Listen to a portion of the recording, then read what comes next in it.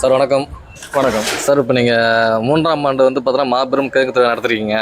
வெற்றிகரமாக முடிஞ்சுச்சு இது. இதை பற்றி கொஞ்சம் சொல்லுங்கள் சார். இது இல்லை, நம்ம விதைகள் பரவலாக்கம் மாதிரி பாரம்பரிய கிழங்குகள் பரவலாக்கமும் இந்த விதை திருவிழா கிழங்கு திருவிழா வச்சு நம்ம பண்ணிட்டு இருக்கோம். இது கோயம்புத்தூரில் 3வது ஆண்டு நம்ம சிறப்பாக இப்போ நடத்தி முடிச்சிருக்கோம். விதைகள் மாதிரியே பாரம்பரிய கிழங்குகளை மக்கள்கிட்ட கொண்டு சேர்க்குற ஒரு முயற்சி, ஒரு சின்ன முயற்சி தான் இந்த கிழங்கு திருவிழா. சரிங்க சார்.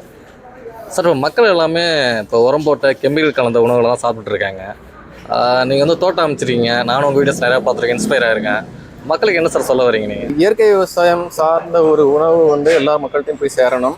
அதுக்கு எல்லாரும் ஒரு வீட்டு தோட்டம்ங்கிற ஒரு விஷயத்த கையில் எடுக்கணும்.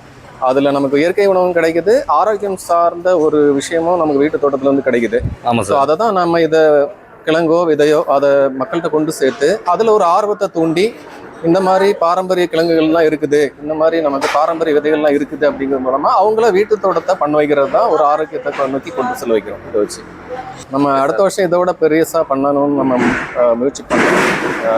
நன்றி.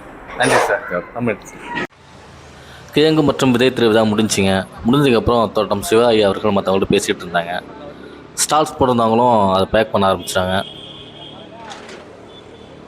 இந்த மாதிரியான கிழங்கு மற்றும் விதை திருவிழா இதெல்லாம் ஏற்பாடு செய்கிறதுக்கான முக்கிய நோக்கமே நம்ம எல்லாருமே வீட்டு தோட்டம் அமைச்சு அதில் நமது சத்தான நாற்றங்களை உற்பத்தி பண்ணி வீட்டு உள்ளவங்களுக்கு நஞ்சில்லா உணவு கொடுக்கணுங்கிறது தான். நம்ம இந்த மாதிரி வீட்டு தோட்டம் அமைக்கிறப்ப நம்ம நாற்றங்களை பாதுகாத்த மாதிரியும் இருக்கும், நம்ம அடுத்த ஜென்ரேஷனுக்கு அதை உருவாக்கி வச்சுட்டு போன மாதிரியும் இருக்கும், நமக்கு நல்ல ஆரோக்கியமும் கிடைக்கும். எல்லாரும் தானே சாப்பிட்டுட்ருக்காங்க, எல்லாருக்கும் வரப்போ தான் நமக்கும் வரப்போகுது அப்படின்னு அலட்சியப்படுத்தினீங்கன்னா உங்களுக்கு எல்லா விதமான நோய்களும் வரும். நோய்கள் வந்ததுக்கப்புறம் ஒன்று ஒன்றா தேடி தேடி போய் சாப்பிடாம முன்கூட்டியே நீங்கள் சுதாரிச்சுக்கிட்டு வருமுன் காப்பது சிறந்ததுங்கிற மனசில் வச்சுக்கிட்டு சத்தான நாற்றங்களை உற்பத்தி பண்ணி எல்லாருக்கும் சத்தான நஞ்சில்லா உணவு கொடுங்க. நமது பாரம்பரிய ஆரோக்கியமான வாயுவேலை கொண்டு வரதில் சிவா ஐயா மாதிரியான நபர்களின் பங்கு ரொம்ப முக்கியமானதுங்க.